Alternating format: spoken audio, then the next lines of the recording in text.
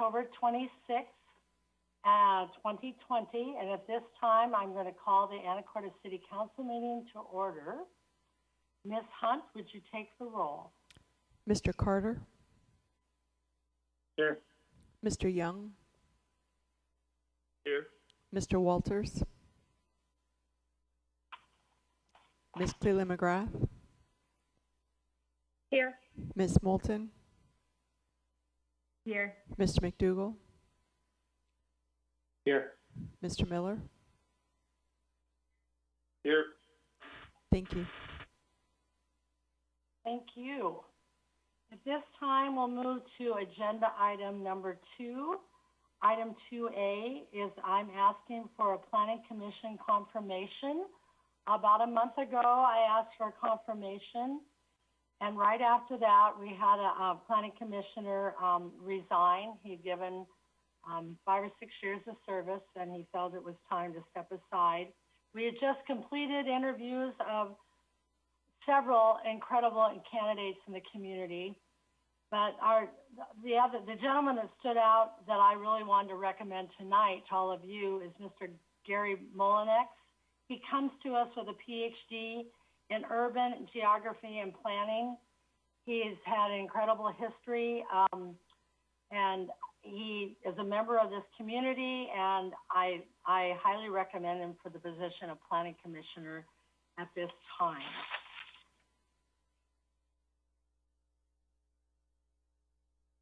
Mayor Gear. Mr. Young. I move that Gary, say the last name for me one more time, please. Molinex be appointed to the Planning Commission. Second.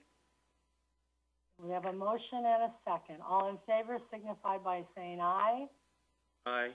Aye. Aye. Opposed, same sign. Motion carries. The next item is item 2B. It's the COVID update. And as of today, Island Hospital has tested 7,014 individuals in Anacortes. We've had 75 positive cases, and we've had 10 people hospitalized, and thankfully no deaths in Anacortes. In Skagit County, we've had 1,239 positive cases, 104 people have been hospitalized, and 23 deaths. In Washington State, as of today, we've had 103,500 cases and 2,321 deaths in the state of Washington. The county data, when it comes to COVID cases, presently we're to be able to move forward to another phase, we're supposed to have fewer than 25 cases per 100,000 over 14 consecutive days. We currently have 54.2 new cases per 100,000 residents.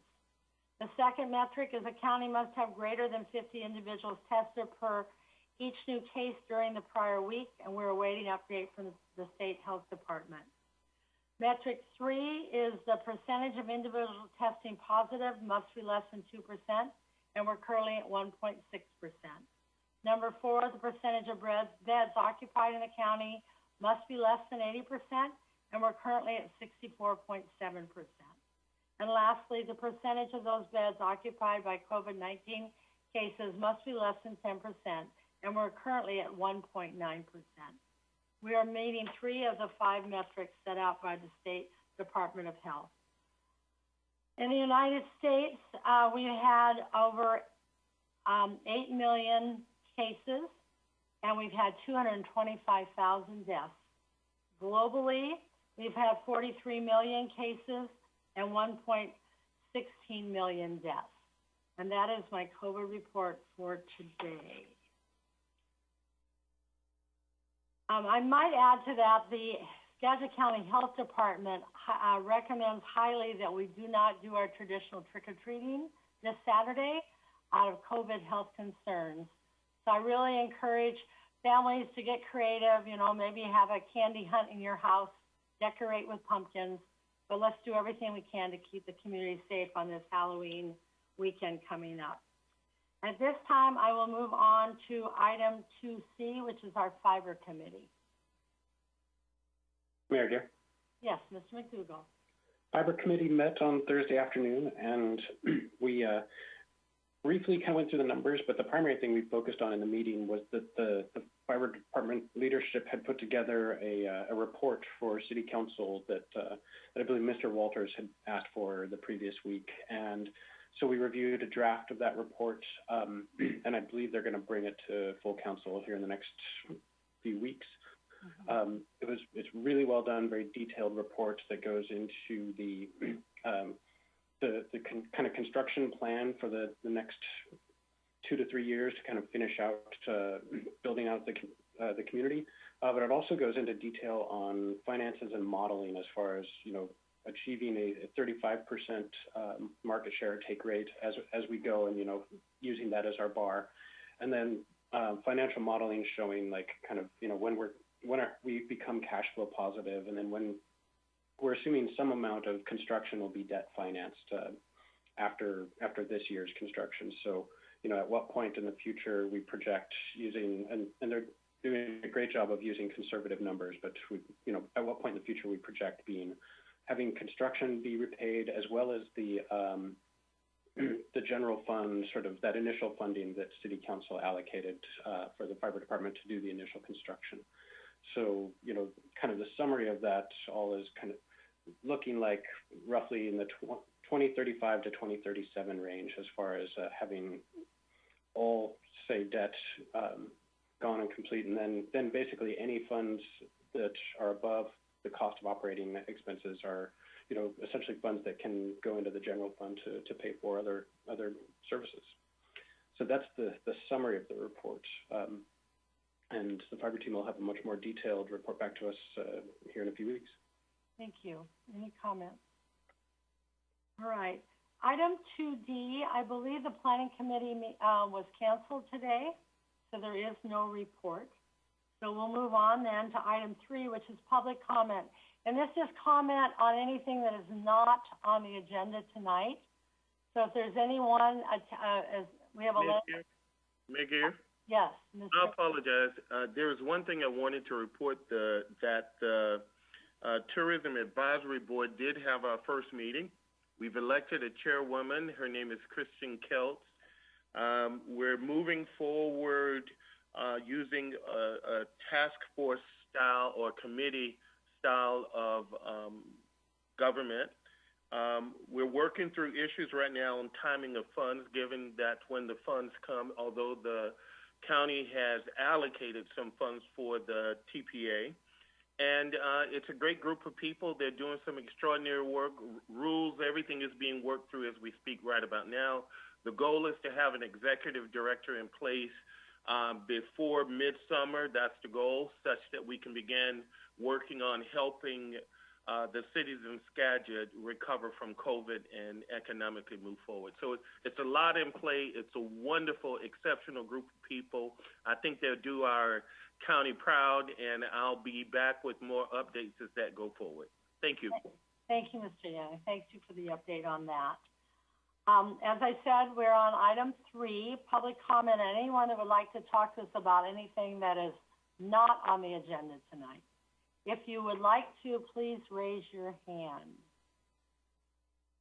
And at this time, I don't see anyone with their hand up. Okay, so we're going to move on then with the agenda. We're going to move on to the item 4, our consent agenda. We have minutes, approval of claims, a contract modification for the wastewater treatment plant, and resolution 3006, updating the unified fee schedule for access Anacortes fiber internet service. And the council, as I can remind you, you asked that to be put on the agenda for tonight. So, what is your pleasure? Mayor Gear. Mr. Miller. I move to approve consent agenda items A through D. Okay. Second. We have a motion by Mr. Miller, a second by Mr. McDougall. Any comments? All in favor signify by saying aye. Aye. Aye. Opposed, same sign. Motion carries. So now we're going to move to item 5. This is a public hearing. This is a continued public hearing on the budgeted revenue sources, including a 1% property tax increase. And as you recall, last week, Mr. Hoagland talked about that as being part of our total revenue for our 2021 budget. So this is opportunity for the community to comment on this before I close the public hearing. Is there anyone that would like to comment on the proposed 1% property tax increase? All right, I see no hands. Council, do you have any comments? All right, at this time, I will close the public hearing on the budgeted revenue sources, including the 1% property tax increase. And that then will come forward as part of the final discussion on the budget. Now we're going to move to item 6 under other business. And we're going to go to item 6A, and this is open for public comment. It's on the Thompson Train proposal. This is a discussion with possible action this evening. And Ms. Swetnam will start out the conversation this evening, lay out format for us to move forward with this evening. So thank you. Welcome, Ms. Swetnam. Thank you, Madam Mayor and members of council. I am joined by Brett Lunsford, also the museum director, and he's done a lot of work to prepare for tonight. Brett, do you have the PowerPoint presentation up? Okay, great. We're gonna share some slides with you all. I'm gonna start by kind of reviewing some of the points that we talked about last time about process, and then Brett's gonna talk about some of the history. So to begin, I'll wait till. So we presented during the last discussion on the train several weeks ago a recommendation for a process moving the discussion forward. And the first question that staff recommended council consider is whether council wants to move forward with the sale of the train. If council wishes to not move forward with selling the train, then it's staff's recommendation per the 2012 donation acceptance that the city move forward with developing a static display so that the train can be an amenity open to the public. If council is interested in moving forward with selling the train, then staff's recommendation is that council adopt a resolution declaring the train to be surplus. And we did, we were asked at the last discussion to prep a draft resolution, and that was in your packet for tonight. So we wanted just to kind of go back to the 2012 agreement where the city accepted the donation from Ann Thompson. And it was a pretty kind of bare bones agreement, but essentially it established that the train was gifted to the city, and in exchange for that gift, the city would develop a static display so that the community could enjoy the train. So if council does want to sell the train, as we said, and as we talked about last time, process for surplusing the train would be to start with adopting a resolution declaring the train to be surplus. And so staff prepared that draft resolution 3003, which council can move forward with if it chooses to move forward with the sales process. So then one of the other things that we talked about last time was the surplus process, and that we have very little restrictions in this case on how the asset needs to be sold because of the fact that there is no public hearing required. There are ways that we sell personal property assets, including putting them on public auction websites. But staff did make a recommendation last time that council not put this asset on an auction site for two reasons. The first is the 2019 Memorandum of Understanding that the city entered into with Ann Thompson clarified and allowed the city to consider an option to sell the train to a potential buyer, but that before that could move forward, there would be some conditions that had to be met. Primarily that the potential purchaser would be able to demonstrate that they've got the ability to operate the train, and that they'll keep the train in its original condition, et cetera. So with a public auction site, it would be much more difficult for the city to go through the due diligence process of making sure that those conditions are met. Secondly, the public auction sites happen, on a website outside of the normal council process. I'm sure most of us have never been a part of any of the sales of city assets on these sites because they happen without the visibility and transparency of council action. So it is staff's recommendation that if council does want to sell the train, that happen once a resolution of surplus has been adopted, but with an agreement that comes to council so that there is that transparency and visibility for the public. So as I mentioned, the 2019 MOA included a number of prerequisites for potential buyers.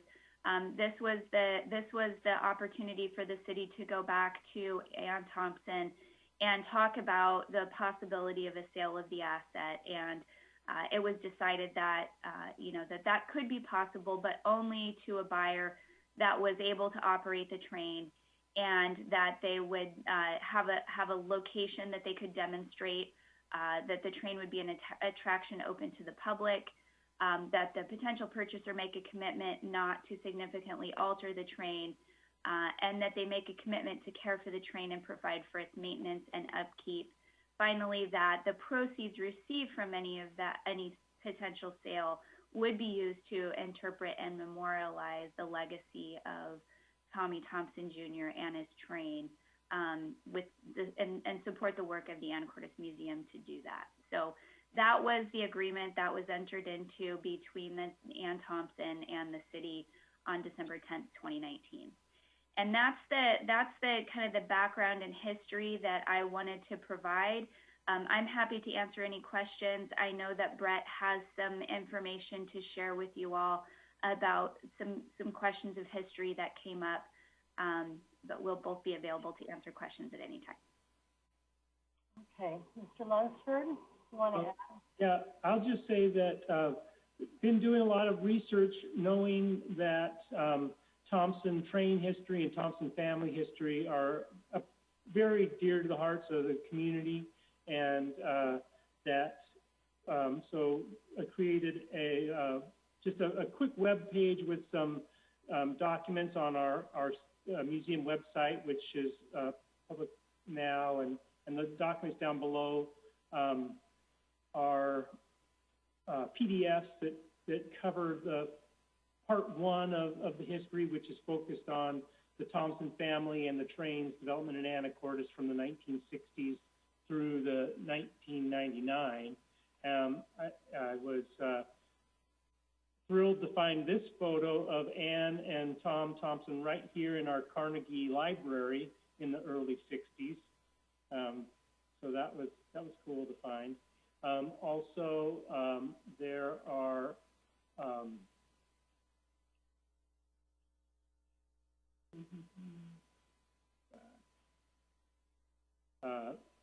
another part two covers the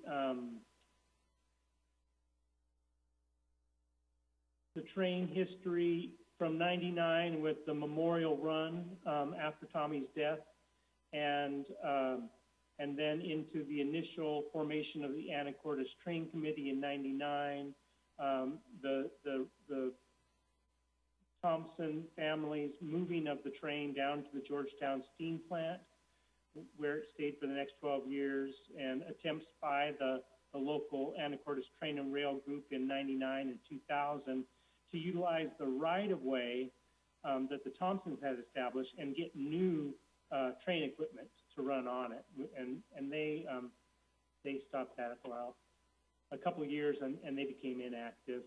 And then part three deals with after the train returned to Anacortes, some of the goals and plans between 2012 and 2020 with all of the various players, and it's just an overview of concepts like the vintage vehicle garage north of the plaza, and the various plans that have come forward in the past 6 years with documentation of that. So those are posted for members of the community who want to gain more insight and ask questions, and they may have more material that they wish to share with the museum, because we're going to be interpreting Thompson family history and train history in any scenario, and so it made sense to bring this forward at a time when people are very interested in all of this. So. Okay, thank you. Ms. Swetnam, did that conclude your presentation for the time being? I can't hear you.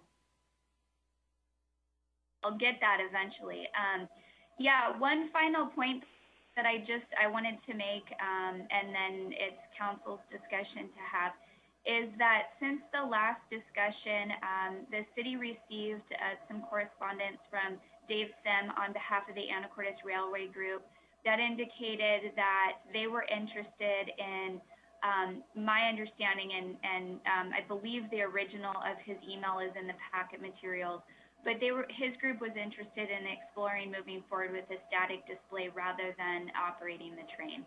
So it's, that option has changed a little bit, but that information's in the packet as well. So. Right. Mayor Gary? Mr. Young. If I might add, I think, if I'm correct, I think the offer by the Sims Group for the static display was a result of us having not made a decision. So what they were trying to do was sort of meet whatever the city needed it to do, such that it might stay here in Anacortes. Thank you. Okay. So I think before the council jumps in, what do you think that we have several guests with us tonight? Let's hear from the community what their thoughts are, and then we can take it on as a council.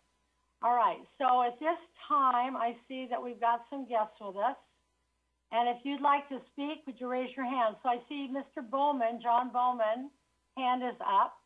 Matt, can you help John connect? John, are you there?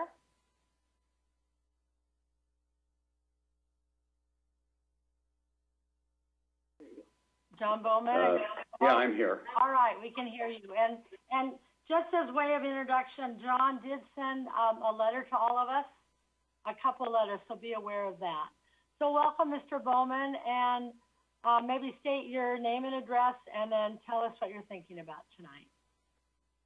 Okay, my name is John Gold Bowman, and I live on Lake Campbell, and I'd like to make some comments on this pertain to the retention of the train and its operation. First, I would like to say that by way of a comment, in 1935, when I was 5 years old, my mother put me on a train in Chicago under the care of the conductor. And 3.5 days later, my grandfather picked me up in Butte, Montana. So I grew up in the age of steam. And I would have to add to that I did not relate all the events that happened on that trip to my grandfather. And for years now, I've followed the news reports and letters to the editor of the Anacortes American about the Anacortes Railway. I loved the train when it was operating here and was very sad to see it go. Now that we have another chance to keep it here, I think, however, it seems to me that there has been no clear path put forward by the city, making it a challenge for individuals or organizations to respond with the solutions. Does the city really think of selling these assets, and do you think that it is for the good of all? Once the train is gone, I guess the only thing the city can say is that they supported a train wreck. I'm interested in helping save the train, which is part of our history, not only to have it on display, but more importantly, to have it functioning. I have friends and associates who can help make this happen, including making financial donations and even donating land. I also understand there may be other train-related assets available, which people then would want to contribute to the effort. And there are train enthusiasts out there and volunteers who would be tapped to serve as an operating group. But we need a plan. I believe we have a nonprofit entity like Anacortes Museum to act as an umbrella.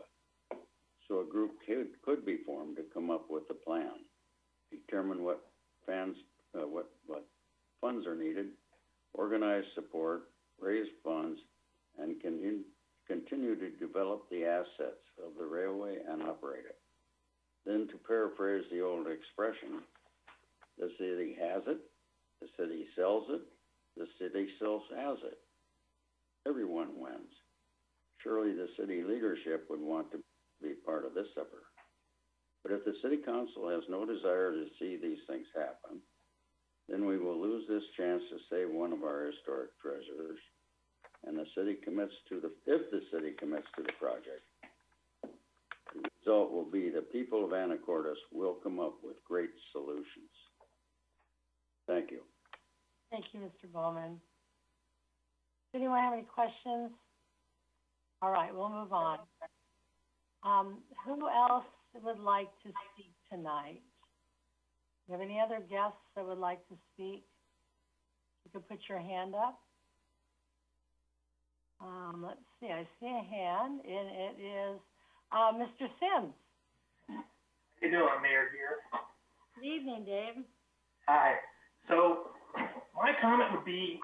name and address, okay? Oh, sorry. Okay, Dave Sim, 1014 11th Street, Anacortes. Okay. So my comment would be, Mr. Young was correct. The reason I sent the other letter to the council in the Swetnam was after the last presentation. It seemed like running the train was not an option that the city was willing to look into.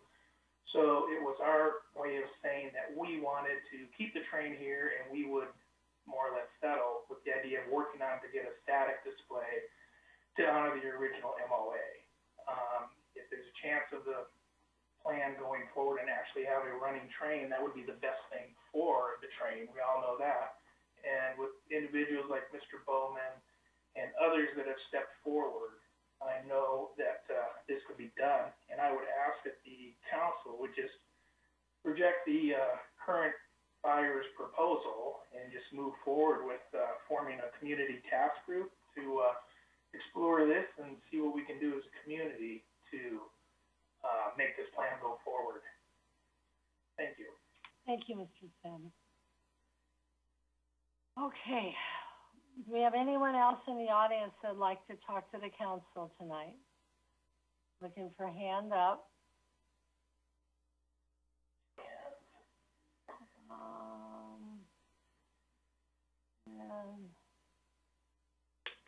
All right, I don't see any other speakers at this time.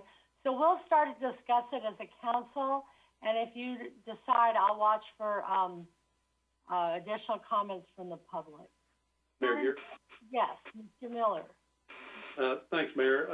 Yeah, I appreciate all the discussion that has gone into this, because there's been a lot of great discussion, and I did miss one of the meetings, but I managed to watch it all, and that was really a lot of great discussion. But sometimes as a council member, it's hard to get a read of the public, because sometimes you just hear of the vocal minority. But in this case, it's pretty clear cut where at least the folks that I'm supposed to represent, where they stand on the train. So rather than go into more history, which was great, and additional legalese, I just want to go ahead and make a motion to the council, and we can take it from there.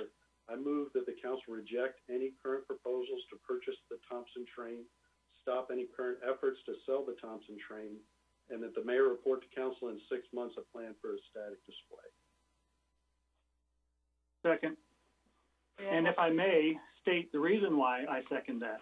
Yes, you may. And after all of this time, the only people that I have heard from other than city employees in the Thompson family, I have not received one email, not one letter, not a single phone call that wants the city to sell the train.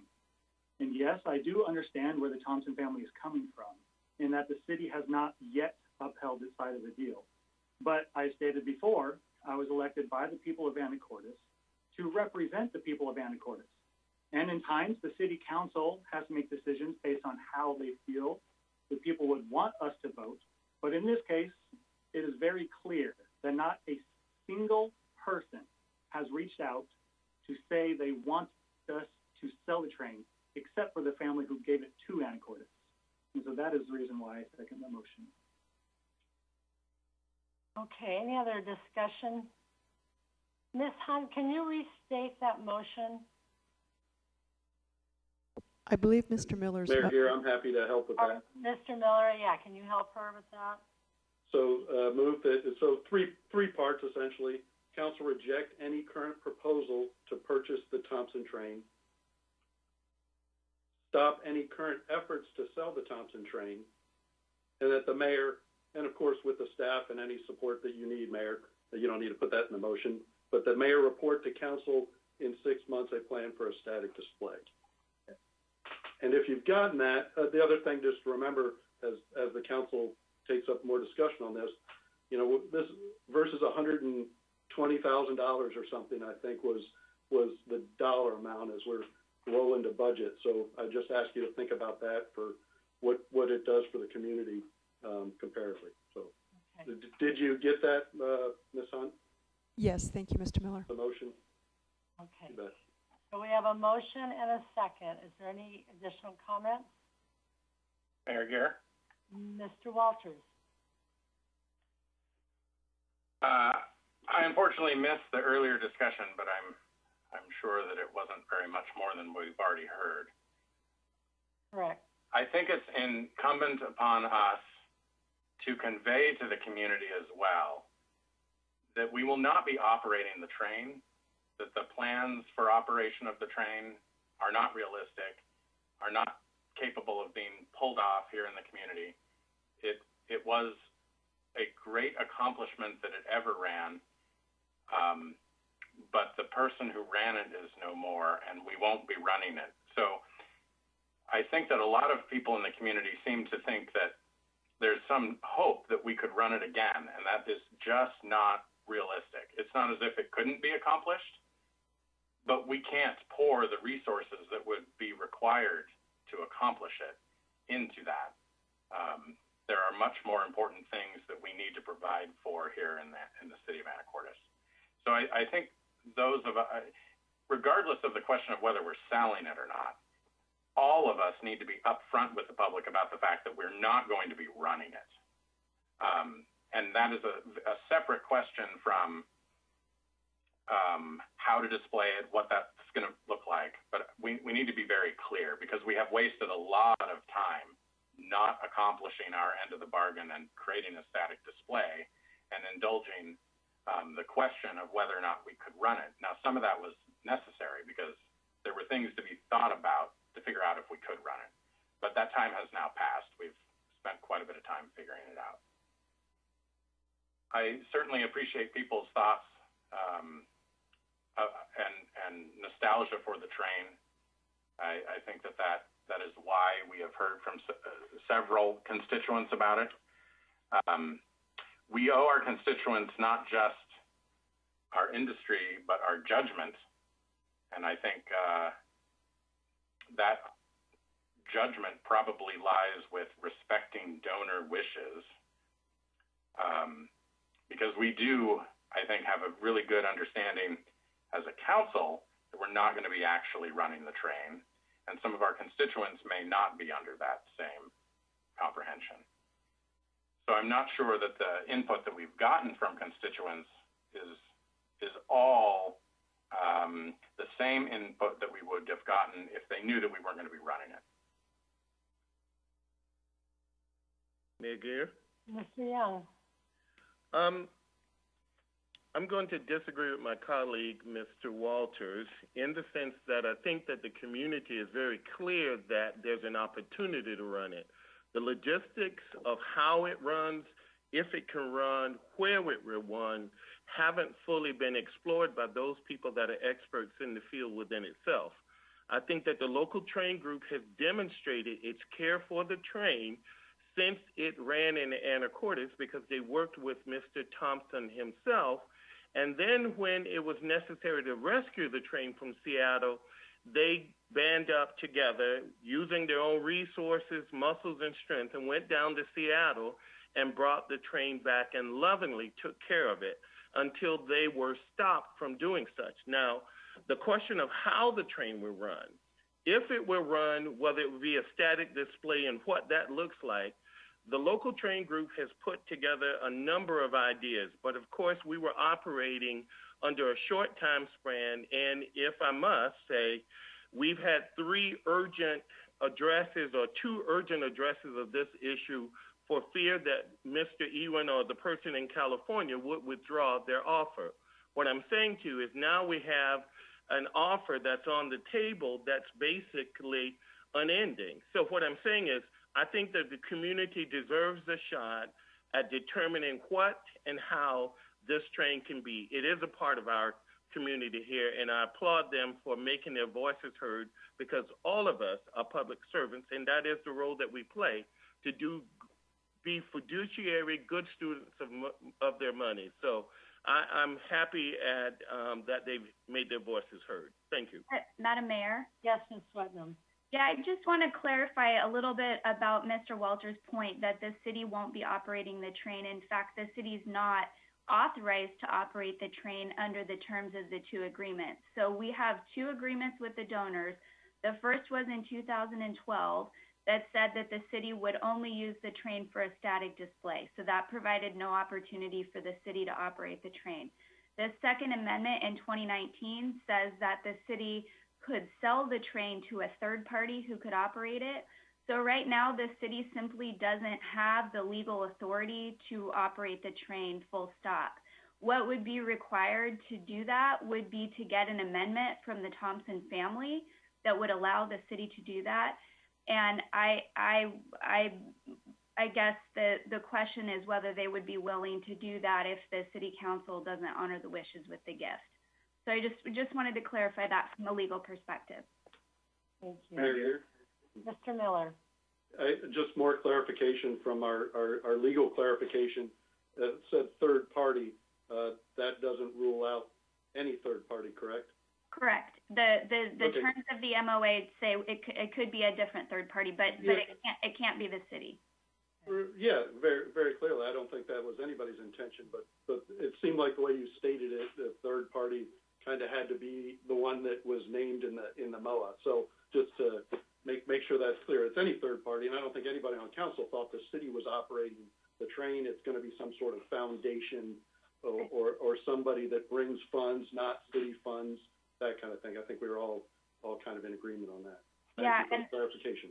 You're welcome, and I think that the family maybe expressed some concerns last time that they thought they were only agreeing to have the Iwan family operate the train, but the language in the agreement doesn't specify that it's only Mr. Iwan. So, Mayor Gear. Okay, so we have Mr. Carter, then Ms. Cleland McGrath. I just want to state that I seem to recall that the majority of people I've talked to and a lot of the emails state that people want to keep the train here regardless if the train is running or not. So I know a lot of people do understand that the city's not going to run it, but it could be still a static display by keeping it here. Ms. Cleland McGrath. Yeah, just a clarification, Ms. Swetnam. So does the Thompson family have to approve that third party applicant at all? It can be any, that's based on just council is allowed to choose whomever. They don't have to sign off on a specific. yeah, as long as the potential buyer can demonstrate that they meet the conditions in the agreement, the Thompson family, there's no opportunity for them to approve a buyer. Thank you. So I would like to respond a little bit. I really agree with what Mr. Walter said, and I would like to push back a little bit. Yes, our written and our official comments that we've received have been obviously in support of the train, and I completely agree. I think everyone on council, I think most people in the community, if not everyone, wants to see this train. it's an artifact. It's got a lot of history. It's an incredible piece of art that was built here and run here and has its heart here in Anacortes. But that being said, I also have heard from people who have shrugged their shoulders and said, look, you know, we've been trying to get something built for quite some time and it hasn't happened. And so when we talk about rejecting this offer and we talk about keeping it within our community, we have to also talk about our responsibility to the donor, which we have not upheld so far. So that means looking at our master plans and figuring out a location, a design, and how we fund it. And to be perfectly honest, I don't think that this is a project that is going to be in our budget anytime in the near future, especially with COVID and our responsibility for, you know, public services that really take a priority. So that means it's really going back out to our community members who are on the phone and logged into this meeting and have sent the letters and have made comments and called us and sent us text messages and said, hey, we want to keep this train. It means going back to all of those people. And when we get beyond this meeting, we actually have to come up with a plan. And so that can't be on our council right now. That needs to be on our community as a whole. And I've heard from people who say this is a fantastic project to work on. There's some people who have come up with designs over the last 5 or 10 years. I think that it's going to be a lot larger project than people may realize, because it's going to be a public building and a public facility, which has a lot more hoops to jump through. Excuse me, and so we need to be really careful about just saying we want to keep it and then letting that conversation die. So we need to make sure that we have a plan in place. And so I suggest, I'm not comfortable, you know, saying, hey, we're going to keep it and that's the end of the conversation tonight. We need to have a plan that says we're setting up a committee, we have these stakeholders involved, and here's our timeline, just like we would with any other project or city code. You know, that needs to be in place, because I don't think it is fair to disregard the wishes of the donors, of the Thompson family, and just continue with status quo. So I hope that the council and you know, some of the people that are on our phone call tonight and watching, that the letter and emails are appreciated, but now it's time that we actually get something completed. Thank you. Mayor Gayer. Mr. Carter. I believe that is part of what Mr. Miller had put forward, that having that committee or some kind of input within the next 6 months. But I am curious for my own self. We've had the train since 2012. Why is it just now everyone is concerned with the wishes of what's happening with the train? What happened, or what has happened? Why has no one been concerned with trying to move forward? Or maybe I just was out of the loop before. It just seems like now everyone is concerned with the wishes, now that the Thompson family wants to sell it. Well, Christina had her hand up first, then Walters and Moulton. I mean, if you read the packet this week and any of the other packets, there have been repeated attempts by different groups to get it running. The 2016 group that included Brooks Middleton and Pear. There's Tom Thompson. There's Mr. Orr. There's a lot of people that have tried repeatedly to figure out ways to get the train up and running. And it's a combination of skill and just man hours and financial challenges. I know that there has been some pushback that I've heard, and I'm sure other people on council have heard, is that, you know, maybe the city wasn't receptive to being kind of a support and helping that process along. Reading our packet from this week, I think that you can see the planning department had met with them, done preliminary meetings, and then provided kind of the next steps moving forward. And they are overwhelming, to say the least. There there's a lot involved when you have a train moving across different parcels along roads and within the shoreline master plan. It is the fact that Mr. Thompson was able to actually run it years ago and for so long is, I don't know, the stars aligned for him.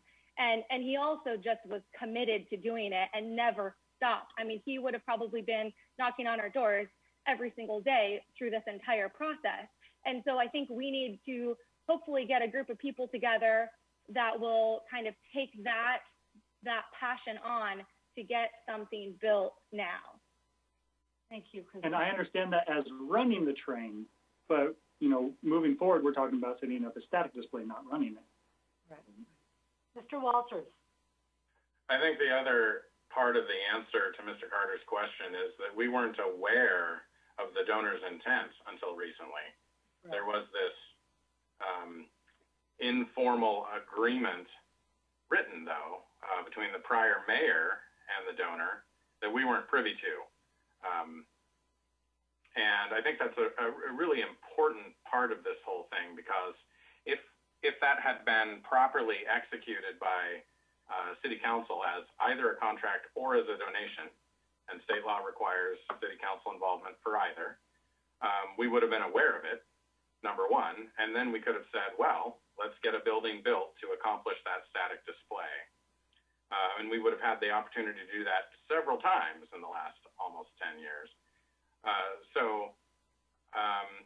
Since that time, we have adopted a code section that regulates donations. We've adopted a code section that regulates contracts. We've adjusted our protocols and policies to be able to handle these kinds of things better. But obviously, this conversation here today is evidence of why we shouldn't be just accepting donations with no forethought. You know, we need to think these things through before we accept them, so that we can respect the donor's intent, so that we can make an agreement that we are able to follow through on, and so that we evaluate the costs of these things, because the city of Anacortes has effectively 3 museums. We've got the Carnegie Library, we've got the Preston, and then we've got the Marine Heritage Center. There are a lot of other cities, including those in Skagit County, who have 0 museums and aren't on the hook for funding them. So we are already taking on more than what other comparable cities are doing, which is not to say we can't do more, but we need to be very cognizant of those costs, especially when we're talking about a train, you know, that is linear and long, and I don't know where it's going to go. So I think Ms. Cleland-McGrath's point is well taken, that we do need to have a plan for what we're doing here.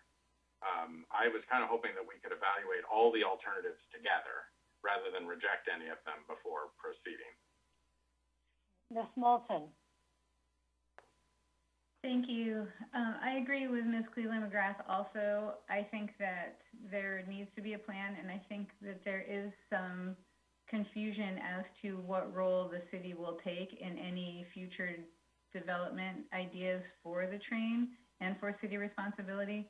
I know that staff has spent a lot of time on this over the past 8 years. I know a lot of people have put a lot of heart and soul into it.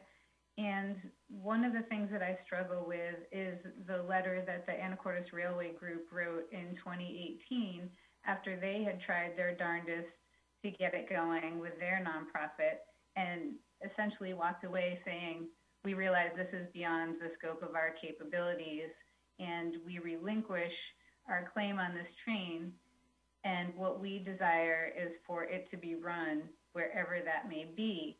And so where I'm struggling is that now we have a reneging on that, now that someone has stepped forward with a legitimate proposal to move it and run it, and then all of a sudden the group has reformed and there's an outcry that, well, no, wait, we don't want it to go. So I'm having trouble reconciling that and also the wishes of the family, the donors. I feel like it's a struggle for me, because I don't see the difference in 2020 from 2018 that shows that this is a viable project going forward. Thank you. Thank you. Yeah, Ms. Moulton, sorry. Just to expand, and maybe Mr. Lunsford can give us a little more context, but we also received the letter from the Advisory Board and Collections Committee for the museum, with this packet that I believe was written since our September meeting, that suggests that the Iowan offer is reasonable. So I don't know if there's some information that could be shared beyond the letter, but I do think it should be part of our conversation. Okay, Mr. McDougall? I had a couple quick questions. In the packet, we had there was information on the 2016 and then 2018 efforts by the local group.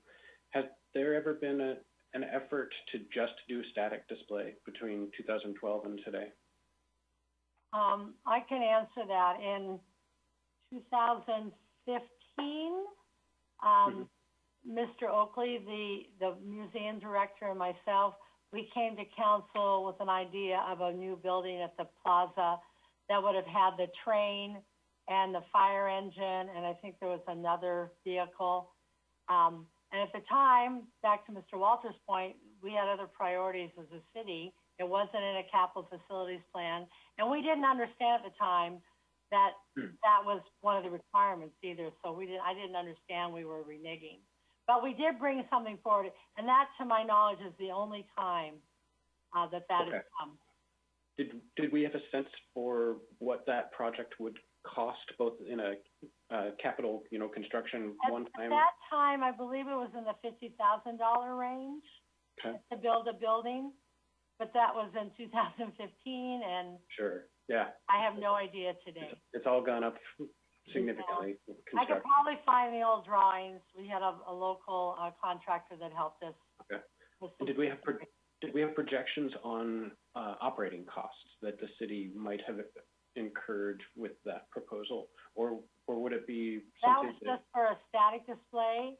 And the other groups were all the groups that Carolyn's referring to were all volunteer groups, so they had no ownership of the train per se, other than their passion and their love. They didn't have a legal ownership of the train. Right. Yeah. So Mr. Young had a comment. Hold on. Well, I guess one of the things about it, with all due respect, the issue that's really on the table, we have several issues to choose from. And I think there was a motion and a second, and Mr. Miller put forward some conditions. Now, to address that, I think we are far down the line in looking at what can be done and how that can be done. And for the record, the family in all its amazing talents that they've done, in each of the agreements, it was said that it is our understanding that you are offering to transfer complete ownership of the Thomas G. Thompson train comprised of one engine, 3 cars, to the city of Anacortes by way of donation. Now, granted, to Mr. Walter's point, there are new methodologies for securing assets, but at that time, that was what was done, and it was clearly a city-owned asset. And it also in 2019, in December, given the revision of the memorandum of agreement with the family, the last line in item 2 says, affirmation of original donation. If the city does not accept a proposal to sell the train, it will adhere to all terms in the June 21st, 2012 letter by which the original donation was made. And Ms. Thompson signed that in 2019. So it was very clear to the family that possibly the train would not be sold and that it may be kept here. What I am saying about that is that we have demonstrated experts that have come by way of Mr. Bain that was on the phone, Dave, and several others. I just say give the local groups a chance to show what they can do. The city comes forward with a proposal. We make and pull forward what could happen, and let us find if it can happen, where it can happen, and how it would happen. And I agree with Ms. Cleland McGrath and Ms. Moulton and Mr. Walters and any others to indicate that we need to work on timelines, but the only way we're going to get there is that we allow this process to go forward, and I say we move forward and upon Mr. Miller's and the official second and cast our ballots. Mayor Gear. Yes, Mr. Carter. So back in 2015, you said it was roughly $50,000. Is this something that we can accept private donations to help cover the cost of something for a static display? Ms. Swetnam, yes, we could. Sure.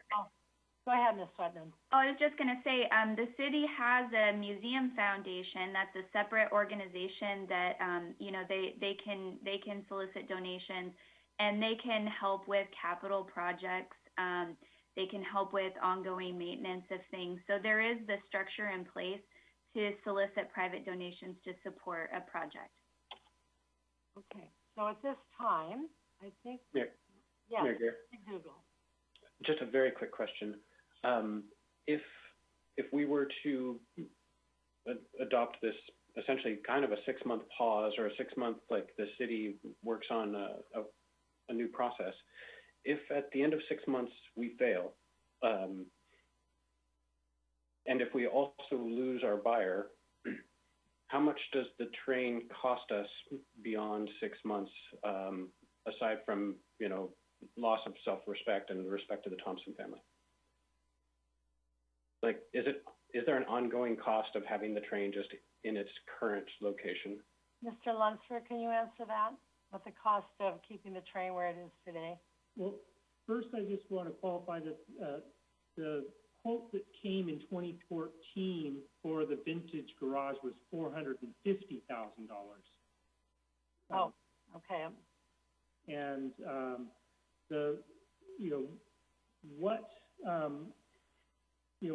what we had planned for was a couple of years ago was to do what we could with what we had in the train house, which was to bring less electricity there, and that was the concept. But there hadn't been a lot of fundraising success for any structure plans or other operational plans in the past 8 years that led to hope that would be materializing, and that was part of the reason, I think, based on the conclusions of the former Anacortes Railway Group in 2018 that led staff to revisit plans with the Thompson family. And so, Mayor Gear. Mr. Young. Yes. I think, though, that there was $50,000, if I'm correct, allocated by the Museum Foundation for the purpose of this building. And if I am correct, it sat in that account from at least the earliest I saw was 2017, 2018, and then 2019. And at some point during 2019, I think Mr. Lunsford supplied documents indicating that at some point in 2019, that those funds were retracted back to the general fund of the Museum Foundation. But the point that I'm making by bringing it up is that it wasn't as if there wasn't an intent on having money set aside for this very purpose of a static museum. It was designated by that. And that there have always been local people willing to donate their efforts and funds by way of even the gentleman we had on the conference tonight. But there are a plethora of other people. I think many of those that have on social media reached out indicating that they may live in other cities, but they are willing to donate to this process. So I'm saying, let's take a look, let's rule out if we can, and then take a hard look and see what we can actually do. We don't know that yet, and I'm not so sure that we're the experts, and quite honestly,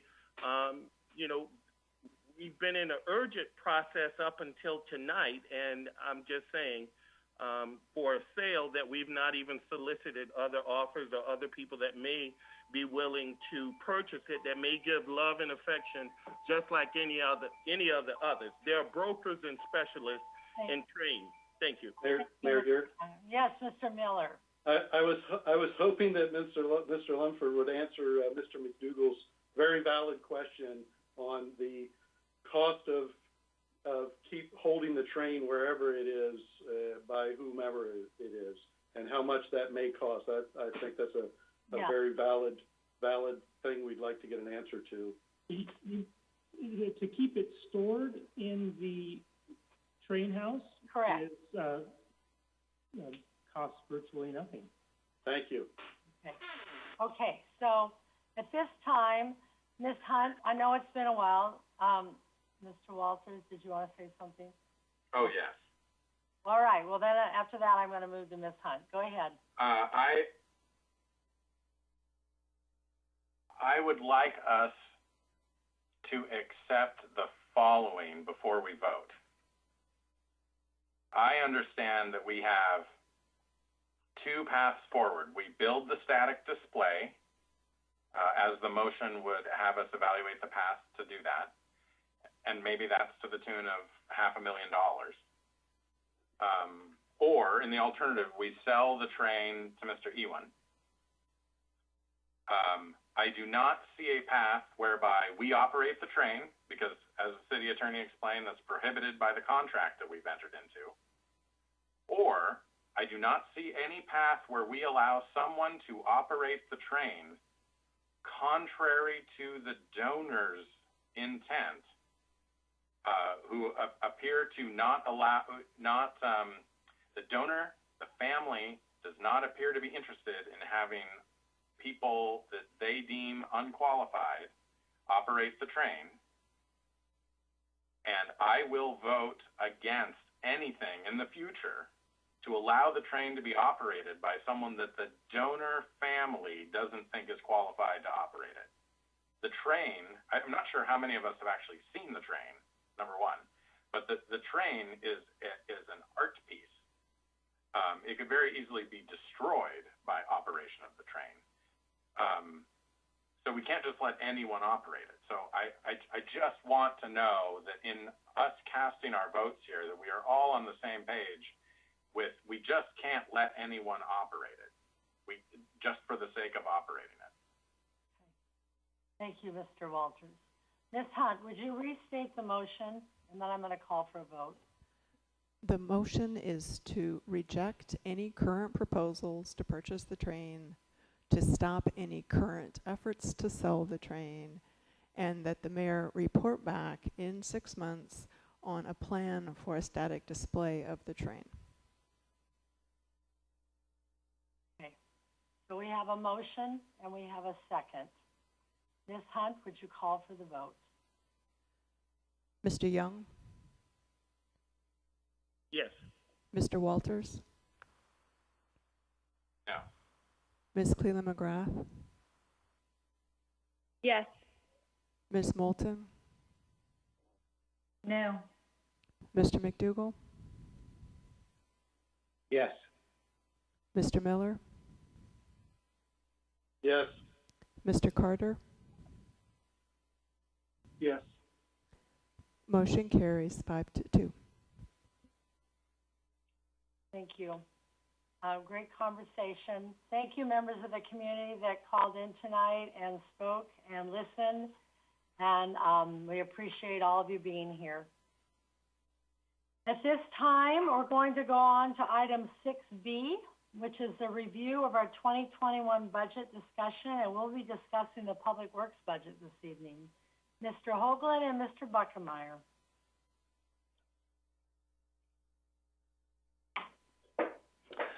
Thank you, Mayor, members of the council, and members of the audience. Before we get started in the details of the budget, if I could defer to Mr. Buckenmeyer, if he's got some opening remarks, and I think he has some introductions he'd like to make. Yeah, thanks, Steve. Yeah, just wanted to, there's several Public Works Division managers here in the meeting tonight. They Yeah, at least there's a couple of them showing up now. Ready to answer questions and or correct me if needed. But we also have 2 new division managers this year.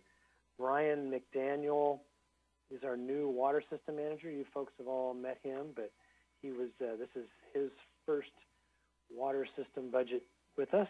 And we have Will Ludeman, who used to be our fleet manager and now is our operations division manager. So he's been involved with lots of budgets, but maybe not the entire, the entire overview of operations. But we also have Nicole Tesh, our Public Works Administrative Manager. Russ Pittis is on here as our Resource Conservation Division Manager. Steve Diebler sitting in for Becky Fox from our wastewater plant. Rob Hoxie, I don't see him up there, but Rob, everybody knows that, GIS and Asset Management Manager. Eric Scharbeck, our Assistant Public Works Director and City Engineer, there he is. And I believe Mac Jackson's making a guest appearance. He's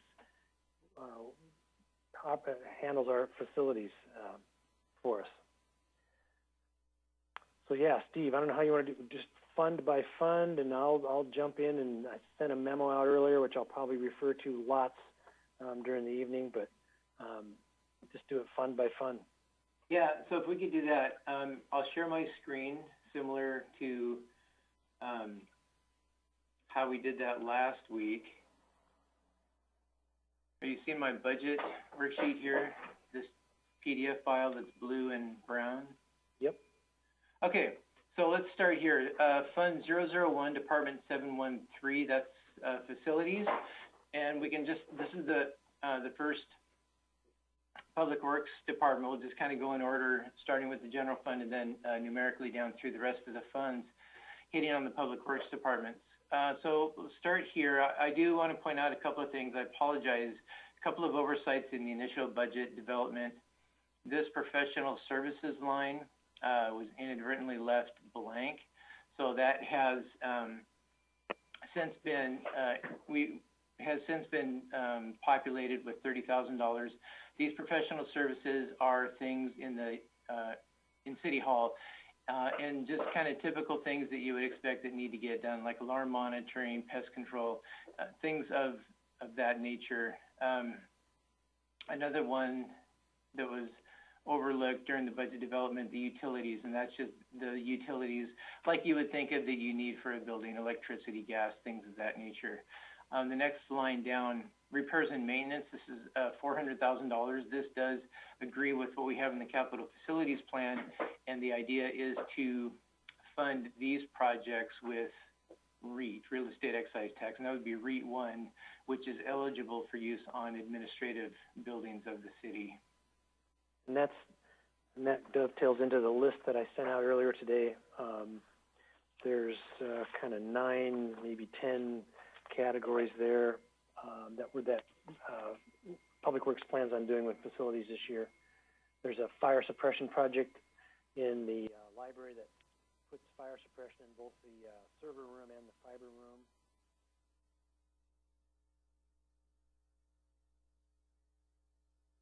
Mr. Buckenmeyer?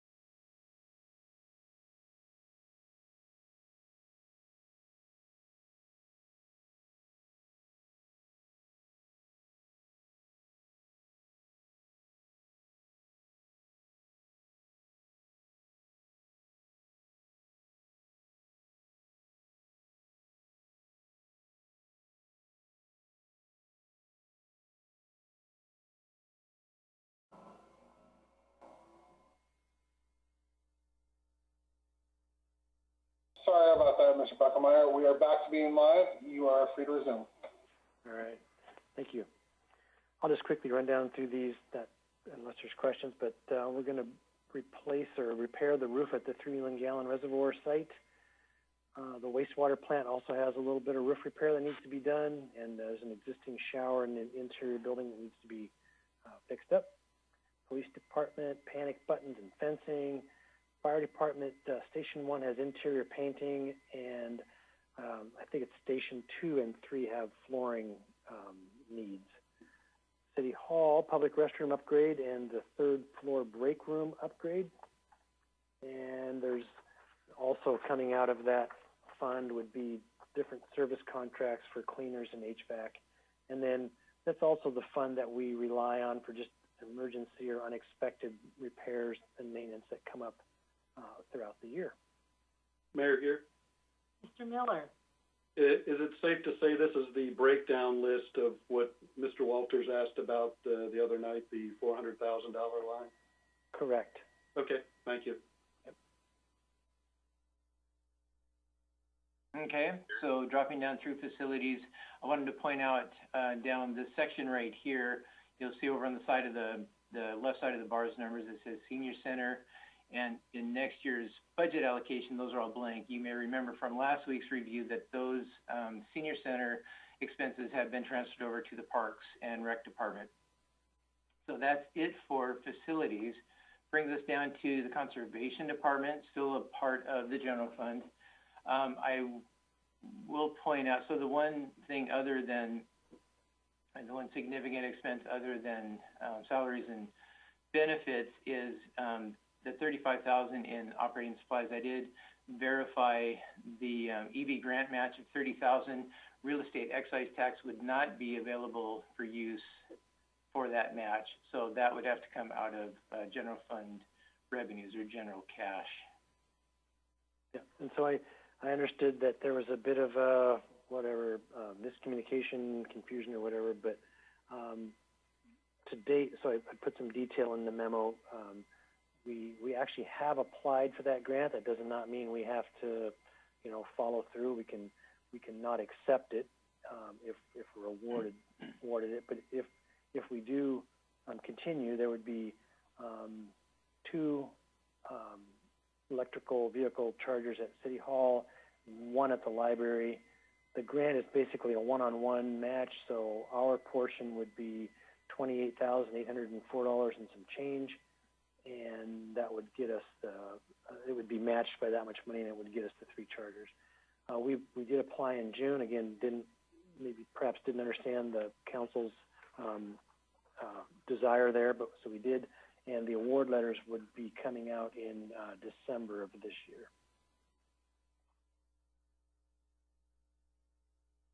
So if that's no questions on conservation, we can drop down. We'll drop down through Fund 101's Parks and Rec, 102 Cemetery, 103 Library. We talked about those last week. Fund 104. Yeah, let's do 104. This is the Street Maintenance Fund. This is the fund that we run the overlay program out of. As you drop down through these various bars numbers in Fund 104, the Street Maintenance Fund, you'll see it's all pretty consistent with what we have done in prior years until you get down to this bottom line, line 746, professional services. This $850,000, that's the bars number that we generally run the road overlay program out of. And you can see in prior years we've had significantly more expenditures out of that fund, $1.5 million 2 years ago. In the current year, we're at about $500,000 spent so far, and we're budgeting $850,000 for that program next year, 2021. So I'll jump in right here, Steve, if you don't mind. Talk about the 104 fund, kind of explain that bigger part of that memo that I sent out today. But before I do that, I want to make sure that I just want to say that there are very few people in the city that want the fiber project to succeed more than I do. I have a vested interest in that project. And so as I refer to the impacts that the fiber project is having on the public works budget, I'm doing it just with the goal of providing information, essentially putting forth the math of the issue. Okay, so that's what I'm doing. I don't want it to be misconstrued any other way. But the overlay budget is being reduced from the 1.8 million to about 850,000. Approximately $1 million of that fund or those funds are being reallocated to the general fund in support of the fiber broadband project. So this is not due to a budget shortfall or lack of revenue income. It's due to a reallocation. And so it's my anticipation, and perhaps I'm the only one, but but it's my anticipation that money would be repaid by future fiber funds. So that deferred maintenance which is really what that is, would result in a budget shortfall next year, 2022, about 1.1 million. So what I'm saying here is that if you take $1 million out, it's going to take more than that money to get us whole in the next year. You're going to have cost of stuff going up, and whatever street you were going to maintain is going to be in a little worse shape than it was. And so our 2022 budget request for overlays would be about 2.9 million, the 1.8 for the next year, and the 1.1 shortfall. And I guess if that similar deferral continues in 2023, then that request would be about $4.1 million, which would be the 1.8 for that year, the 1.2 then, and of the year before that, and the 1.1 of the year before that. So if I've got a message here, it would be that long-term deferred maintenance is never a sustainable plan. We got into that situation years ago by not keeping up the streets, and we've done a really good job of getting them back up to where they should be, and I just don't want to see that fall back. Mayor Gear? Mr. Miller. Hey, before we get off this topic, and I appreciate Mr. Buckmeyer laying it out the way it is. I think it's, we're not going to solve it tonight because I think we all have a little more homework to do. Certainly me, being on the fiber committee, I was looking at $124,000, I think was the number that is going to be presented, that we're going to have to tap into the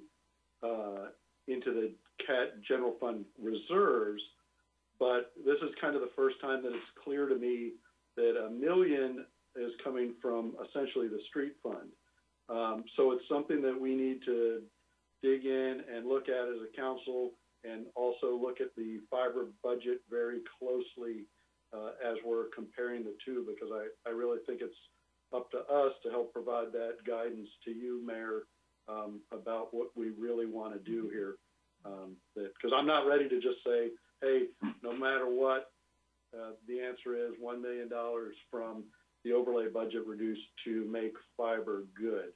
Because my understanding of looking at the initial fiber budget, besides that $124,000, it's primarily going to come from loan sources separate from our street fund. So again, I'm not looking for answers tonight. I just want to put that out there of what I'm looking at.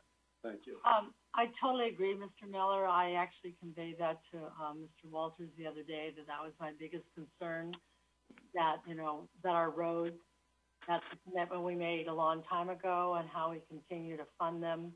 And I don't even think I'd like to have accomplished more than we've been able to accomplish in the last 7 years. So I concur, and we need to dig into this. Thank you for that. Mr. Young, and then Mr. Miller. I just wanted to echo what Mr. Miller said. I totally agree with that, and I think that it is something that we really need to look into. Yet, I do also think that because we are in a state of COVID and the country and the world is in shock, much of our approaches to how we've done things prior is not going to be the same. So I'm hoping our recovery is expeditious and very quick. But if not, it's just par for course of the rearrangement of budgets that we have to do in order to survive and put our best foot forward. So I'm acknowledging both positions, but I'm just simply saying it is par for course of what strong cities that survive have to do. It is the same for us. Thank you. Who else? Someone else have their hand up? Mayor Garrett? Ms. Walters. In our Resolution 2018 setting forth our pavement management program, our projections for how we were going to fund the $1.8 million each year took only $200,000 from general revenue and another $283 from solid waste utility tax, which could theoretically be spent on anything, but we had earmarked 4 roads on the kind of tenuous theoretical basis that the solid waste trucks damage the roads more.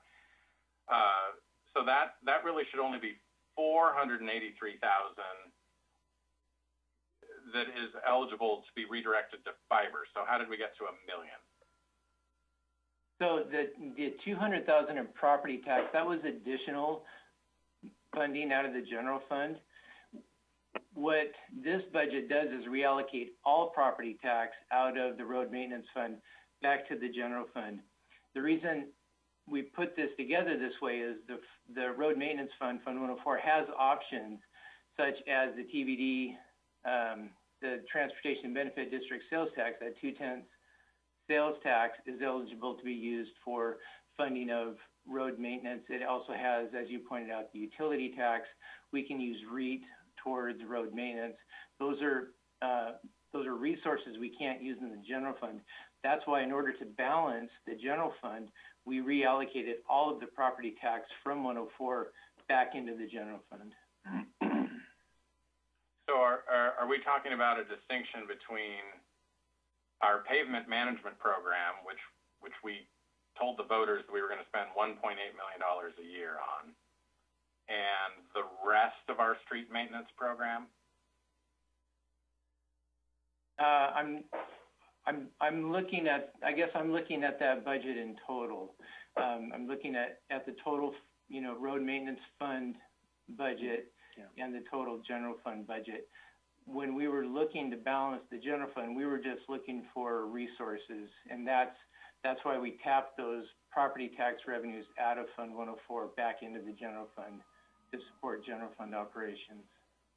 So ordinarily, how much do we fund street maintenance out of the general revenue? With property tax? Yeah. I think 800, call it 800,000 in property tax. So prior to Resolution 2018, we were putting about 500,000 a year in property tax into Fund 104. We upped that as part of that program, to provide the additional resources. To make up the difference to get to the 1.8? Correct. Mayor Garrett. Yes, Mr. McDougall. Yeah, having been on the fiber committee, I'm actually a little bit surprised by hearing these numbers as well. I was under the impression that the initial council authorized roughly $3 million allocation, basically funded construction and operations roughly till the end of this calendar year. And then there was a $125,000 shortfall. And Mr. Hopkins, is that for this calendar year or is it for next calendar year? So this calendar year, so the $125,000 shortfall, we'll have to talk about more at a different time. I guess I'm not really sure what that reference is to. The cash flow projections that I've done, and please don't hold me to this because there are so many unknowns between now and the end of the year. But the cash flow projections I've done through year end show that we will need to tap the emergency reserve funds at some level in what I thought was a not material level, which is a level that I wouldn't consider to be a significant amount. But still, my projections were that we would have to tap those, which was not an unreasonable. Right, and that was that ballpark number. Yeah, because of the situation that we're in. So moving forward into this budget, next year's budget, 2021, you may remember, hopefully remember from last week's review of general fund revenues, that there's a $2.5 million loan in the general fund in addition to these property taxes, these additional resources that we put into the general fund to balance that, that budget. So I guess I'm not sure if I answered your questions. Please let me know if. Well, I was under the impression that 2021 construction for the fiber project, that we're looking to, for grants or loans for that. So, so it's basically not responsible for this reduction in funding to Fund 104.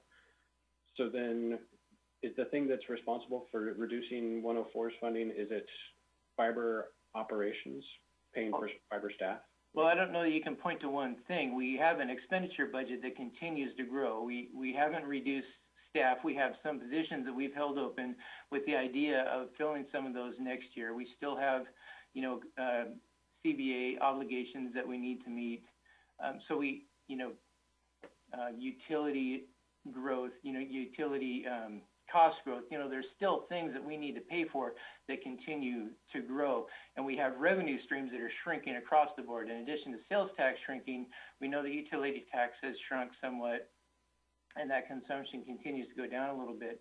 All of our shared revenues have decreased, are projected to decrease somewhat. So we have a bit of a shrinking revenue pie, if you will, and an expenditure pie that has not decreased at the same level. Okay, so it's not as black and white as Mr. Buckenmeyer made it out to be? Well, I would say that the fiber department currently does not have sufficient revenues to cover its costs. So that's certainly a big part of what needs to happen to keep the general fund budget, you know. Got it. Yep. Thank you for clarifying. Mayor Gear? Yes, Mr. Miller. Again, sorry for jumping in here, but this is obviously, to me, it's the most critical part of the upcoming budget is figuring this out. And you got at least two people on the fiber committee who are still a little wary of the numbers and how we're getting there, because, and I think it would help Mr. Hoagland, and again, maybe not tonight, to kind of lay out what you think, not the revenue streams, but the expected costs. We all know there's going to be a couple of million, if not 3 million, in construction costs in the fiber department, and we expected that. What I think we're having trouble putting together is this additional, what looks like in the big picture, an additional 1 million. But I would like to capture what exactly that entire number is for the 2021 budget, and how we're covering that. We can bring that back to you. Okay, thank you very much. Appreciate it. All right, Mr. Hoagland. So the projects, well, the projects that we are going to do this year, portions of the Clearview neighborhood up in the Glasgow Cypress area. We're going to pave a section of 41st Street west of H. There's some problems there. If you've driven by there, we got to pave. There's a potential Cape Seal project in the works. We haven't exactly narrowed that down, but I do want to say that we have this great partnership with Skagit County Public Works, and they are doing our chip seal, Cape Seal work for us. And just this year, we did about 4 miles, a little over 4 miles of road in the March Point area, using a double chip seal, Cape Seal. Whenever you've driven on it, you'll know what I mean. For a cost of $150,000. So we are really taking advantage of that in the sort of rural areas of town. Even doing that, we got some complaints from people who bicycle and don't. You know, it's a little rougher ride. But anyway, but due to again funding and personnel reallocation, which I'll get to in a second, we're not going to be able to do a slurry project next year. If funding does become available for that, it would be sort of in the southwest of town, south of 32nd, west of O Avenue, somewhere in that area. We talked about positions last time. We have one engineering technician position that's not being filled in 2021. So out of the 5 project engineers that we have there, that really is a 20% reduction in that workforce.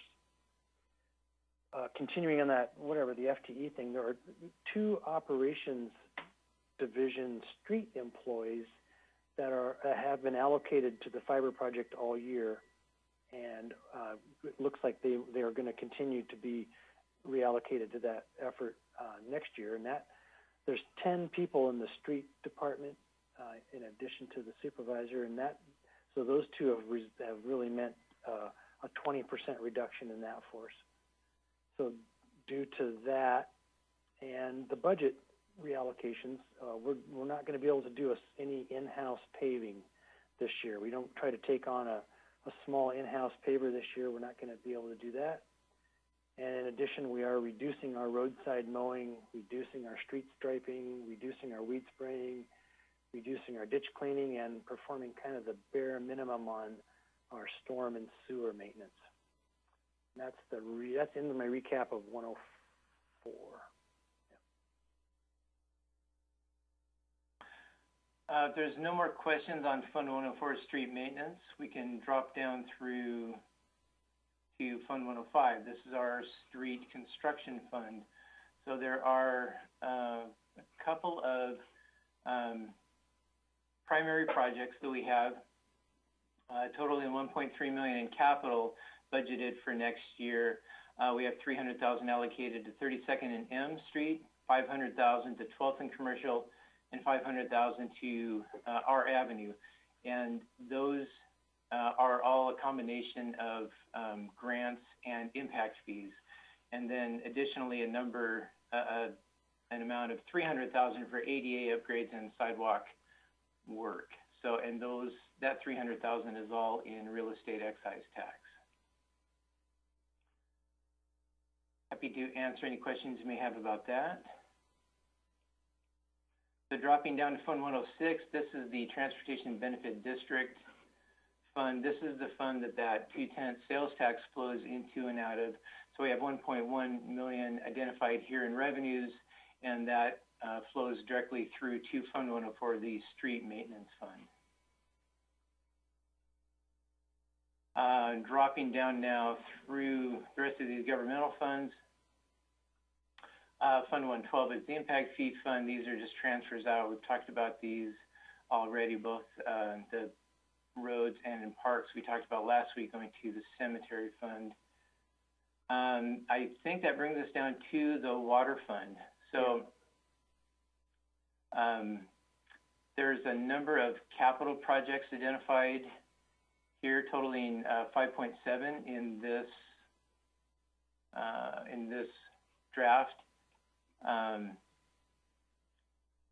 Fiber pipeline replacement, Pass Lake, the big one, $2 million for a raw water line, the $500,000 in the Creeley Sensing Program. Happy to try and address any questions you might have with any of those projects. As you drop down through and look at these various bars numbers, everything else is pretty consistent from year to year. Our biggest, the biggest fluctuations we have year to year are in this capital area up here, the other improvements. So, Mr. Buckenmeyer, unless there's anything you wanted to touch on, we can probably drop down to wastewater. Yeah. Wastewater. Yeah, that'd be good. Yeah, 440.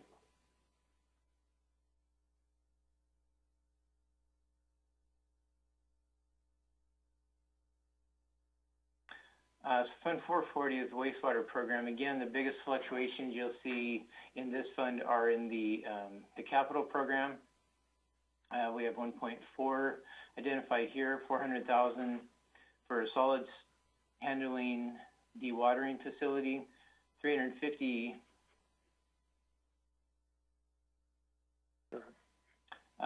basin rehab, 200,000 high powers, 500,000 outfall repair.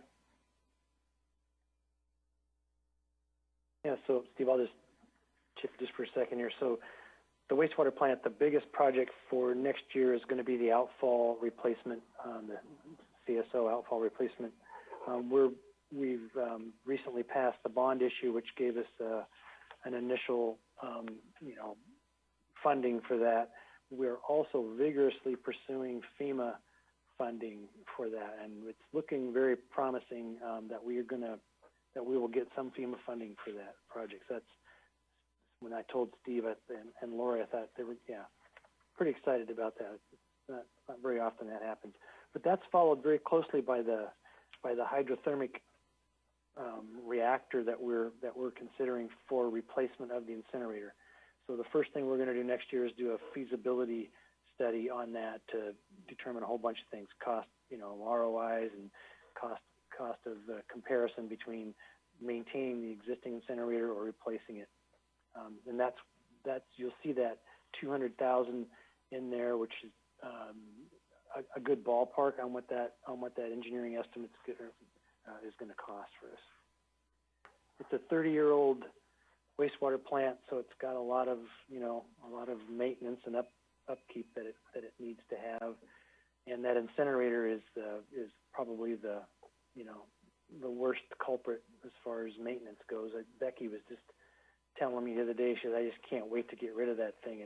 We just recently found more cracks on top of it, which are, you have to go hire a specialized company to come in with specialized metals and shut the thing down. And just,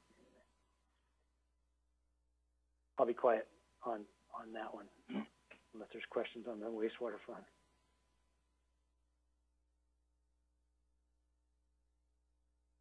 Okay, so dropping down through here, again, nothing really unusual. 146,000 identified professional services. The biggest part of that, collection system hydraulic capacity study. Right. But again, a pretty consistent budget compared to prior years. Those projects you see going by now, that's just part of an aging system, lots of rebuilds and stuff like that has to happen.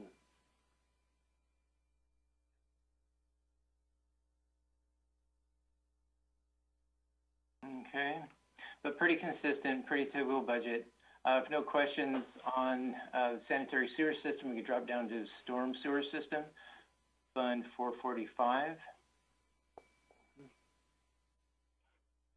And again, nothing unusual. Down at the capital project, Steve, at the bottom of that, where's that at? Should be 440, there you go. Okay, so those, I may have mislabeled those. So that's our capital project budget from the stormwater utility. It's fully funded for the first time in a couple of years, but next year is going to be $300,000 for storm water detention pond upgrades, and that $140 is actually for the 2 City Hall parking lot upgrades that we were required to do, that came out of the Stormkeepers lawsuit that we had. So, but again, I can't say enough about what Diane Hannibert has done for our stormwater program and getting it up and running. She's in the front page of the paper not that long ago, so we're in a different place than we were a while ago. So this is one area, this fund, you may remember last year we did an interfund loan out of the water fund back to the storm drain fund to cover the legal costs that were incurred. And we are on track to be able to repay that on a 3-year basis without any significant impacts to fees. I'll point out here the capital outlay of $440,000. That's a different bucket of money, if you will. The capital funds are restricted for capital use. There is sufficient capital funding in this fund, but not operating fund. The interfund loan we did was for operating cash, not for capital cash. If there's no questions on the storm drain fund, we can drop down to the solid waste fund, Fund 450. Nothing unusual. Here's very, very typical budget. We have the A Avenue down at the kind of near the bottom of the screen there. That's the new one for this year. So I know council's been briefed on the that landfill. So this is the starting of our remediation, investigation, and permitting for what will be who knows what it'll be, a project, a cleanup project or not. But this is the first phase of that, and the Parks Department's really helping out a lot with the carrying the load on that. But solid waste will be funding it.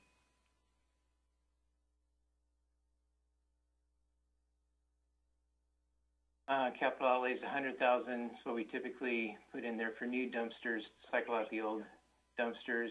That brings us down to equipment rental, Fund 501, equipment rental, ER&R.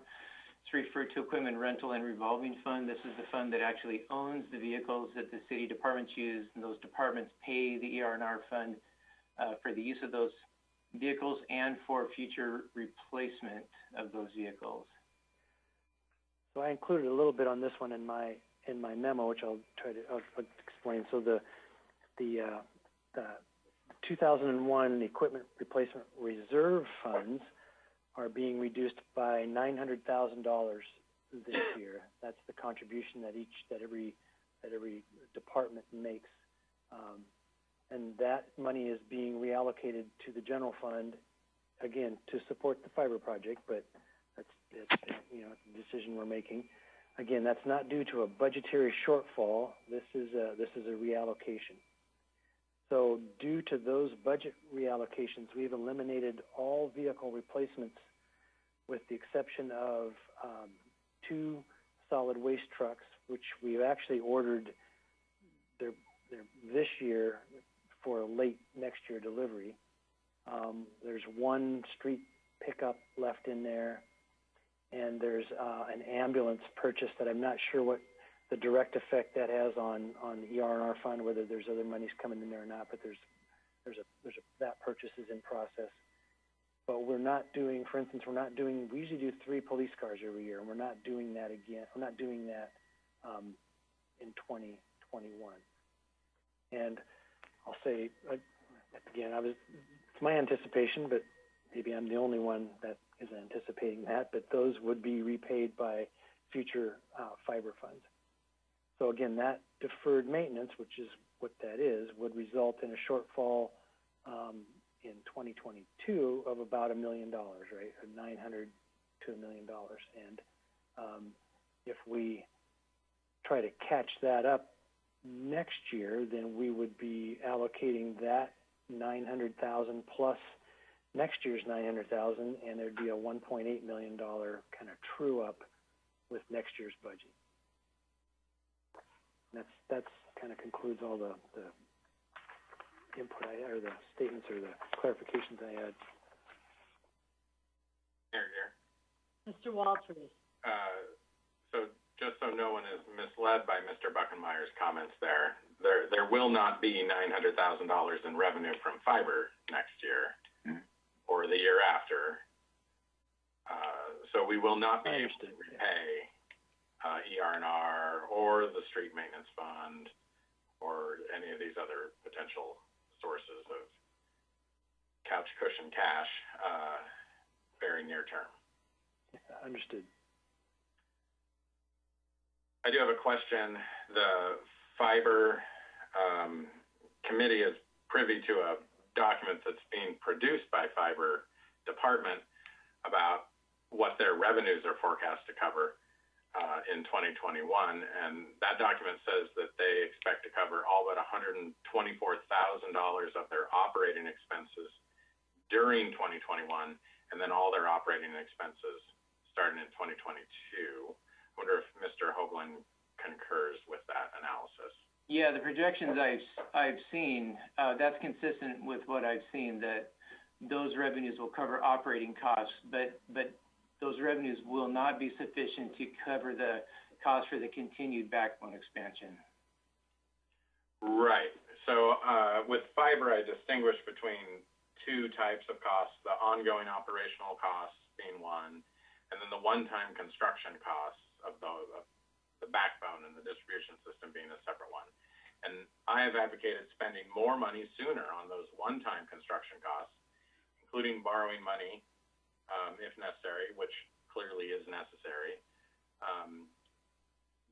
on the assumption that that gets us revenue to cover the ongoing operational costs. We want to get to the point where we're covering those operational costs as soon as possible. The flip side of that, though, is that we need to minimize those ongoing operational costs. And I don't know how we are accomplishing that. I don't know what we are doing to try to minimize those costs because they are substantial, and maybe they are too substantial.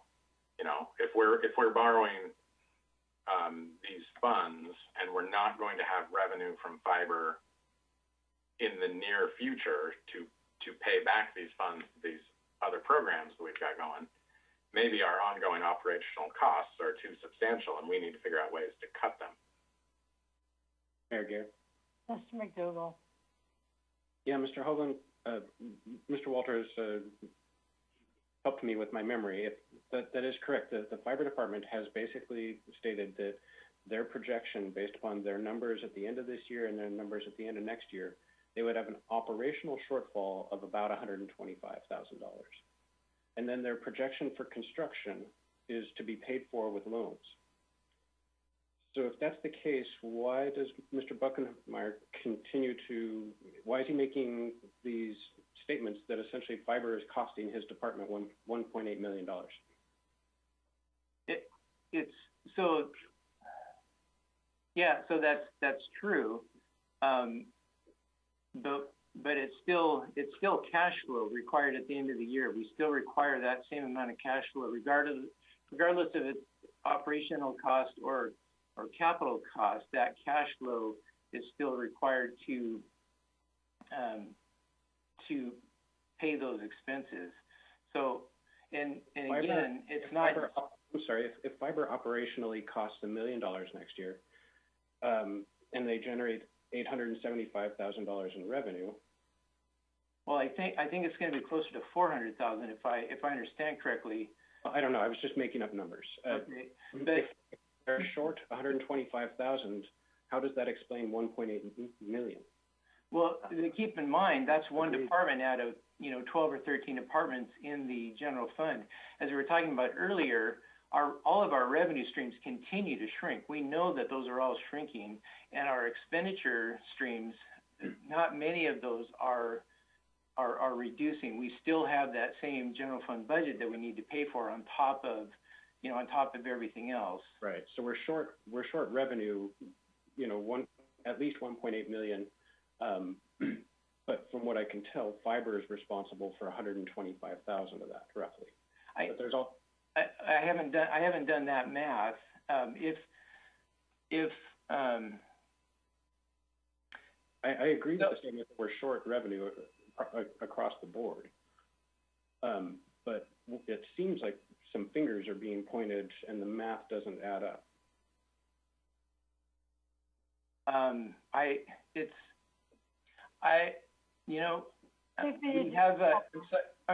We have a CFC meeting tomorrow night, and this is something that I think would be well worth our time to dig into, and I'll be happy to go through line by line with each of the CFC members and show you how the math works. That'd be great. Thank you. Okay, Mayor Gear? Mr. Miller. Yeah, and that's kind of what I was asking earlier, again, because some of us are privy to some of the financials that the Fiber Committee is going to bring to the entire council here in the next week or so.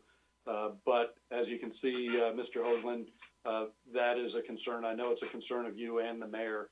If we can just clearly lay out, what I think we've got a grasp on what the operational expenses are, and I have the same concerns as Mr. Walters. But the construction expenses, I think we're all having a hard time. I certainly will admit I'm having a hard time figuring out this $2 million line of credit, how that impacts the budget, rather than $2 million or $1.8 million or $1 million from the street fund. That's the clarification that we're looking for. Right. Thank you. Mayor Gear? Mr. Young?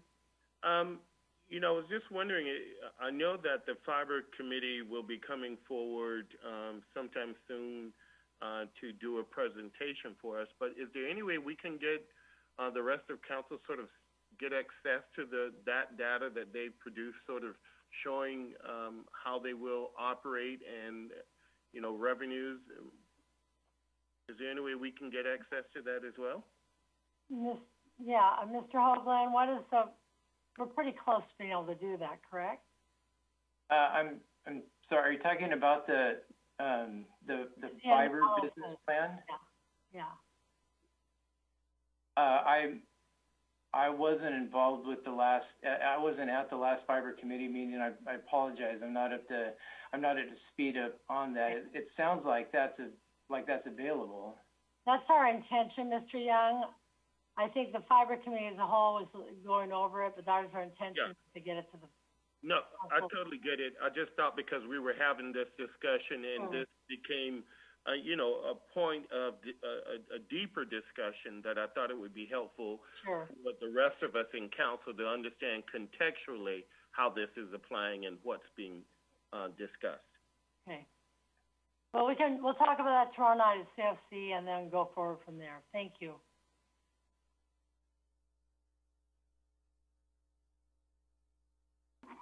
Well, Council, that's all I had on budget. I'd be happy to try and address any further questions you have or come back with additional information, other than what we've already discussed. Any other questions for Mr. Hoagland? Mayor Gear? Yes, Mr. Walters. I don't have a question for staff, but I want to put the bug in council's ear. If we have articulated to the voters that we are going to spend their TBD dollars in the amount of $1.8 million on pavement management, we've now cut it in this budget to $1 million on pavement management. That's a shortfall beyond even what we were spending on pavement management before we went for the sales tax increase for pavement management. So it seems to me that is a priority for us. It's a priority for a couple of reasons, not just because people like driving on nicer streets than we have, but because the streets degrade faster the more time you ignore them. So assuming that that's true, the more time we let pass, the worse the problem gets, and it gets worse than the amount of money that we are saving. Yep. So I would like us to spend more money on that. Number one, there are other things I would like us to spend more money on too. So I would like us to start thinking about how we could get there. It seems to me that there's $400,000 from REIT on this list of miscellaneous facility projects that Mr. Buckenmeyer explained they've got going for next year. Some of that money could be moved to roads rather than those projects. Some are critical, like roof repairs. Others, like painting walls, don't sound as critical. We don't have any detail on how much those amounts are, so it's hard to tell how much money we should move. Maybe we should throw a dart and pick a number. But it seems to me that if we have told the voters that this is our highest priority, or one of our highest priorities implicitly, I guess, we should be spending closer to our target number on it. And obviously, we're going to need some more definition on where this money is going if it's not going to fiber. And if it's just a shortfall overall, that's fine as an explanation, but we ought to fully understand that. I think we also ought to be finding money to cover the costs of those unfilled positions in the police department because there's such a lead time to get positions. And it seems to me that it is very important that those positions, that at least the police officer positions be filled. So I'm uncomfortable leaving that open going into the next year's budget.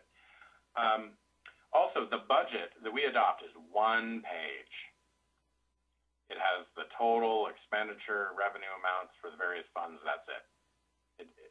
It doesn't have any other detail than that. So if we would like all the thousands of line items that are here in our packet, our review of those things is sort of meaningless unless we've got some teeth in the budget ordinance that we adopt. Something more than a page. At least maybe a breakdown of where all the general revenue is going. At least maybe a breakdown of where the departments that are general fund funded, what their amounts are. Because otherwise, all that money can be reallocated without council approval within the amount of each fund at any point during the year. And I've never been comfortable with that, and I think now is a great time for us to reevaluate how we adopt the budget. So, Mr. Walters, if I may, your concern is that the budget is adopted at the fund level, and that revisions that take place within that total amount or within the mayor's currently the way the budget is structured, that those activities that happen within the fund, as long as it doesn't exceed the total fund level, the mayor can make those changes. That's, I guess, I'm just trying to flesh out your concerns. Is that? Yes. We're not adopting any constraints on how any of the money is spent within the funds.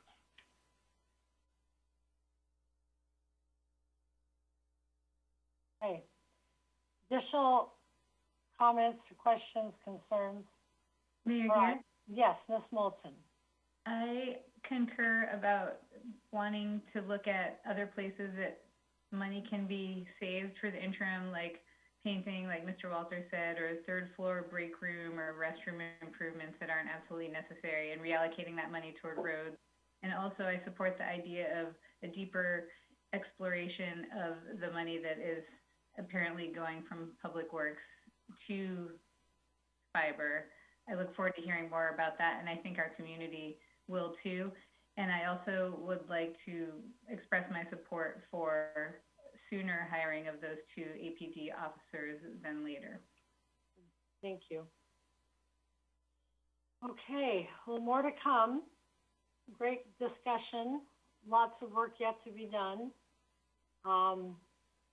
And at this time, we'll move out of item 6B to our final item of the evening, item 6C, which is a contract award, a replacement of two solid waste trucks, number 20-212-ERNR-001. This is an action item. Mr. Hoagland or Mr. Buckemeyer on this one? I can take a stab at that, Mayor.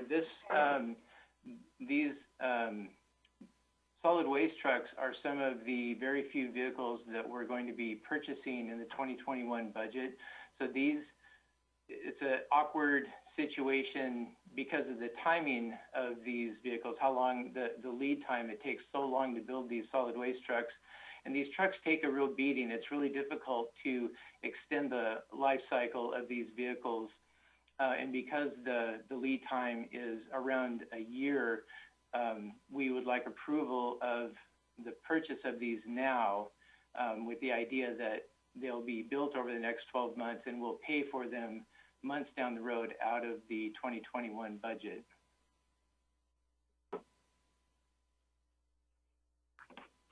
Okay. Mayor Gear? Ms. Moulton.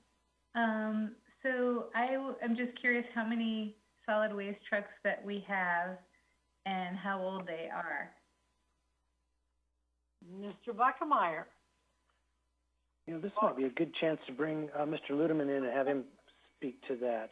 Okay, Will, welcome. Yeah. Good evening. Good evening. So currently we have 4 front-load garbage trucks, and these 2 we're replacing now are the oldest, and they're at 7 years old, and the 7 years is our replacement life cycle we have on them. So by the time we actually get our replacements, they'll be closer to 8 years old, I believe, since they do take so long to get new units produced. Thank you. Thank you. Mayor Gear. Mr. McDougall. Just out of curiosity, Mr. Luderman, how old are the other two? I believe one of them is 5 years old and the other one is 2 years old. They're split up a little bit. We have two that were purchased at the exact same time when we went to automation. So we have two to purchase this year to stay on that schedule. Got it. And then another one probably in a couple of years, it sounds like. Yeah, I think we're 2 years out for the next one. Okay, good to know. Thank you. Yep. Here. Mr. Young? Mr. Ludeman, just out of curiosity, what happens to the trucks that are decommissioned? What happens to them?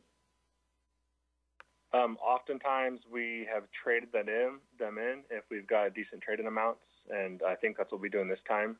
They usually offer us about between $30,000 and $40,000 for a trade-in per vehicle. We've tried selling them on our own in the past when we weren't happy with the trade-in amount, and we've gotten about the same. Thank you. You're welcome. And so the reason for the action tonight is it's going to take a full year to get them. Is that true, Will? Yes, they're telling me 12 to 14 months at the moment is the build time.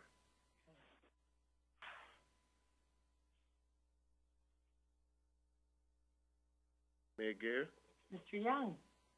Unless there's further discussion, I move that City Council authorize the mayor to sign a contract 20-212 ERR001 with Western Peterbilt Incorporated in the amount of $735,910.41 for the replacement of 2 solid waste trucks. Second? I have a motion by Mr. Young, a second by Ms. Moulton. Is there any other discussion? Here. Mr. Walters? So, Mr. Ludeman, are these both replacements fully funded by ER&R? Yes, they are. Okay, thank you. All right, Ms. Hunt, would you call for the vote? Mr. Walters?